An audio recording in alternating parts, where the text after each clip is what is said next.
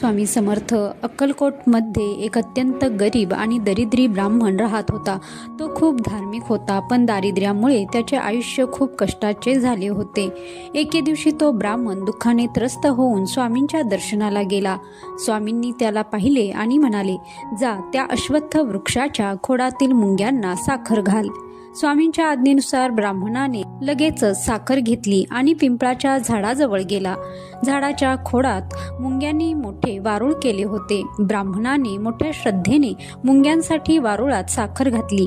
तो ब्राह्मण साखर घालून परतत असताना त्याला अचानक वाटेत पैशांची थैली मिळाली.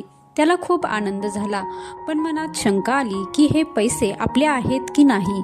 तो थैली घेऊन स्वामींकडे आला आणि म्हणाला, महाराज, मी मुंग्यांना साखर घालताना मला ही थैली मिळाली. हे आपलेच सामर्थ्य आहे. स्वामी हसून म्हणाले, ती तुझीच आहे. मुंग्यांचा जीव म्हणजे माझ्या जीवातले आहेत. तू मुक्या जीवांची सेवा केलीस, त्यामुळे तुझे दारिद्र्य दूर झाले. यापुढेही तू दान धर्म कर आणि सुख समाधानाने राहा. तर मंडळी, या कथेचा बोध हाच की स्वामींच्या मते केवळ माणसांचीच नव्हे तर प्रत्येक सृष्टीतील प्रत्येक जीवावर प्रेम करणे आणि त्याची सेवा करणे हीच खरी भक्ती आहे. निष्काम सेवा आणि दान धर्म केल्याने ईश्वरी कृपा प्राप्त होते, हे कायम लक्षात ठेवा. जय श्री स्वामी समर्थ.